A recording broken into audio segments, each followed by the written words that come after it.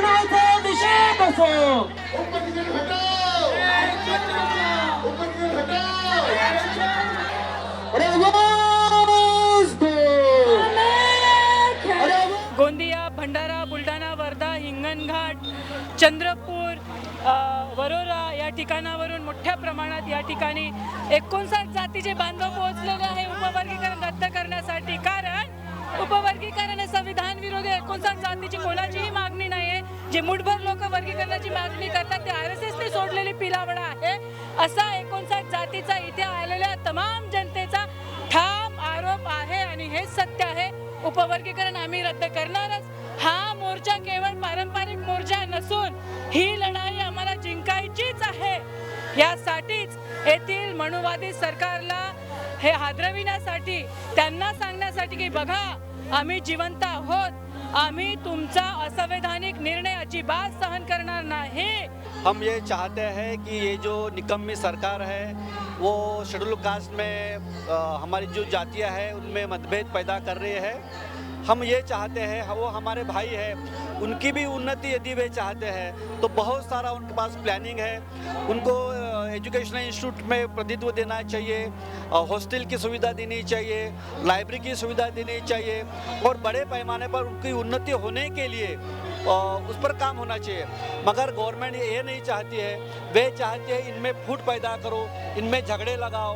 और हम जब तक लड़ेंगे, जब तक ये उपवर्गीकरण कैंसिल नहीं होगा तब तक हम लड़ेंगे. हमारी लड़ाई चालू रहेगी. निषेध असो, निषेध असो, उपवर्गीकरणाचा निषेध असो. निषेध असो, निषेध असो. उपवर्गीकरणाचा निषेध असो. अरे हल्ला बोल, हल्ला बोल. बदर कमिटीवर हल्ला बोल. साहेब आंबेडकरांचा. अरे आवाज दो. अरे आवाज दो. अरे आवाज दो. अरे आवाज दो.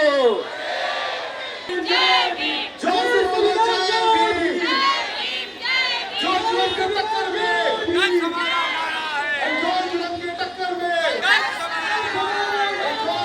टक्कर में,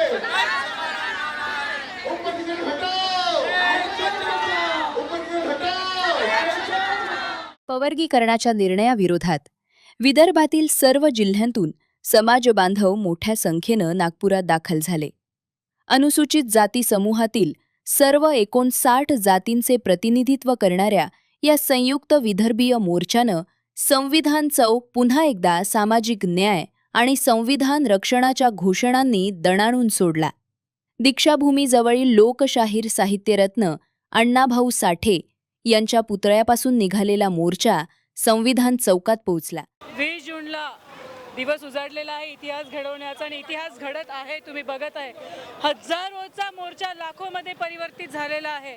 गडचिरोली, चंद्रपूर, ब्रह्मपुरी, गोंदिया, भंडारा, बुलढाणा, वर्धा, हिंगणघाट, चंद्रपूर, वरोरा या ठिकाणावरून मोठ्या प्रमाणात या ठिकाणी 59 जातीचे बांधव पोहोचलेले आहे उपवर्गीकरण रद्द करण्यासाठी. कारण उपवर्गीकरण हे संविधान विरोधी 59 जातीची कोणाचीही मागणी नाही आहे. जे मुठभर लोक वर्गीकरणाची मागणी करतात ते RSSने सोडलेली पिलावडा आहे. असा 59 जातीचा इथे आलेल्या तमाम जनतेचा ठाम आरोप आहे आणि हे सत्य आहे. उपवर्गीकरण आम्ही रद्द करणारच.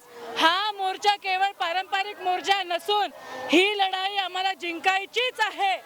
यासाठीच येथील मनुवादी सरकारला हे हादरविण्यासाठी, त्यांना सांगण्यासाठी की बघा आम्ही जिवंत आहोत, आम्ही तुमचा असंवैधानिक निर्णय अजिबात सहन करणार नाही. आणि म्हणून वेळी जर सरकारने उपवर्गीकरणाचा निर्णय मागे घेतला नाही, तो जर रद्द झाला नाही तर पुढे जाऊन आमचं समोरचं पाऊल हा संपूर्ण महाराष्ट्र बंद करण्याचा राहील. हाच आगाज या महामोर्चातून 59 जातीचा समुदाय देत आहे. या मोर्चात सुमारे 20,000हून अधिक समाजबांधव सहभागी झाल्याचा दावा यावेळी करण्यात आला. उपवर्गीकरण तातडीनं रद्द करावे आणि त्या संदर्भातील सर्व प्रक्रिया थांबवाव्यात अशी एकमुखी मागणी यावेळी करण्यात आली. मोर्चेकऱ्यांनी सरकारवर अनुसूचित जाती समूहातील विविध घटकांमध्ये फूट पाडण्याचा आरोप केला. अनेक दशकांपासून बंधुभावानं एकत्र राहणाऱ्या समाज घटकांना परस्पराविरोधात उभे करण्याचं हे षडयंत्र असून ते तात्काळ थांबवावे, अन्यथा तीव्र लोकक्षोभाचा सामना करण्यास तयार राहावे. तो ये जो उपवर्गीकरण का जो मामला चल रहा है कि अभी सरकार को वर्गीकरण ये जो प्रकरण है, जो मामला है, यह खत्म करना ही पड़ेगा. और हम जब तक लड़ेंगे, जब तक ये उपवर्गीकरण कैंसिल नहीं होगा, तब तक हम लड़ेंगे. हमारी लड़ाई चालू रहेगी. उपवर्गीकरण रद्द झालाच पाहिजे. देख सकते हो कि कितनी तादाद में यहाँ पर लोगों में जुनून जोश है कि उपवर्गीकरण रद्द होने के लिए. असा स्पष्ट इशाराही यावेळी देण्यात आला. तिरंगा ध्वज आणि माहितीपर फलकांचे आकर्षण, मोर्चात कोणत्याही राजकीय पक्षाचे झेंडे किंवा बॅनर नव्हते. हजारो समाज बांधवांच्या हातात केवळ तिरंगा ध्वज दिसून येत होता. उपवर्गीकरणामुळे होणारे परिणाम आणि त्यामागील कारण स्पष्ट करणारे माहितीपर फलक नागरिकांचं लक्ष वेधून घेत होते. राजकीय पक्षांनो, भूमिका स्पष्ट करा. मोर्चातून सर्वच राजकीय पक्षांना उपवर्गीकरणाबाबत आपापली भूमिका जाहीर करण्याचं आवाहन करण्यात आले. सर क्या कहूंगी इस मोर्चे को? हम वर्धा से आए, वर्धा से 5,000 लोग आएंगे और ये उपवर्गीकरण रद्द होने के लिए हम सब यहाँ से एकजुट हुए हैं. रैली तो बहुत भारी पैमाने पर लोग इकट्ठा हुए, पूरे विदर्भ से लोग आए हैं और भारी पैमाने पर ये सक्सेस हुई है. हम ये चाहते हैं कि ये जो निकम्मी सरकार है वो शेड्यूल कास्ट में हमारी जो जातियाँ हैं उनमें मतभेद पैदा कर रही है. हम ये चाहते हैं, वो हमारे भाई है, उनकी भी उन्नति यदि वे चाहते हैं तो बहुत सारा उनके पास प्लानिंग है. उनको एजुकेशनल इंस्टीट्यूट में प्रतिनिधित्व देना चाहिए, हॉस्टल की सुविधा देनी चाहिए, लाइब्रेरी की सुविधा देनी चाहिए और बड़े पैमाने पर उनकी उन्नति होने के लिए उस पर काम होना चाहिए. मगर गवर्नमेंट ये नहीं चाहती है, वे चाहती है इनमें फूट पैदा करो, इनमें झगड़े लगाओ और भाईचारा ख़त्म करो. ये हम नहीं चाहते कि हमारा शेड्यूल कास्ट में जो भाईचारा है वो जमे रहना चाहिए. हम भाई भाई हम चाहते हैं, तहे दिल से चाहते हैं कि उनकी भी उन्नति होनी चाहिए, मगर हम साथ साथ मिलकर काम करते हैं. बाबा साहब ने जाति तोड़ो समाज जोड़ो को काम किया है. शेड्यूल कास्ट को सभी जातियाँ इकट्ठा किए, शेड्यूल्स का नाम दिया है, शेड्यूल ट्राइब को पूरा इकट्ठे किया है, उनको शेड्यूल ट्राइब दिया है और सारे मिलकर इनको बहुजन बनाया है.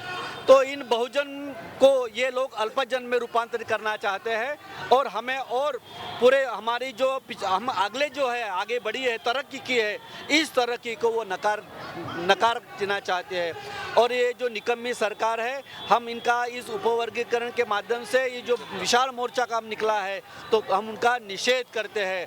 और गवर्नमेंट ने सोचना चाहिए कि भारी पैमाने पर तीव्र विरोध है तो सोच समझ कर इस बात पे करना चाहिए और उपवर्गीकरण गवर्नमेंट ने रद्द करना चाहिए. इसे हमारे तहे दिल से सरकार से आप इस मोर्चे के माध्यम से सरकार को क्या संदेश देना चाहते हो? सरकार को यही संदेश देना चाहते हैं, भाईचारा जो आपने खत्म करने की सोची अच्छी बात नहीं है. सभी लोगों को जो इकट्ठा हुए हैं भाई बहन के नाते, तो उनको ये इनकी एक ही जो है वो बरकरार रहनी चाहिए. ये हम चाहते हैं और ये उपवर्गीकरण बिल्कुल रद्द होना चाहिए. हमारे तहे दिल से तमाम लोगों की जानकारी है, ये है. उपवर्गीकरण ही लावलेली व्यवस्था असून त्याचा नागरिकांवर दीर्घकालीन परिणाम होणार आहे. या निर्णयाचा परिणाम आगामी पिढ्यांवर आणि अनेक दशकांपर्यंत होत राहणार असल्यानं सर्वच पक्षांनी स्पष्ट भूमिका घ्यावी, अशी एकमुखी मागणी करण्यात आली. मोर्चात लहान मुलांपासून विद्यार्थी, युवक, महिला, वृद्ध आदी आणि विविध नागरिक संघटनांमधील सर्व स्तरातील नागरिक मोठ्या संख्येनं सहभागी झाले. मोर्चा अत्यंत शिस्तबद्ध आणि शांततेत पार पडला.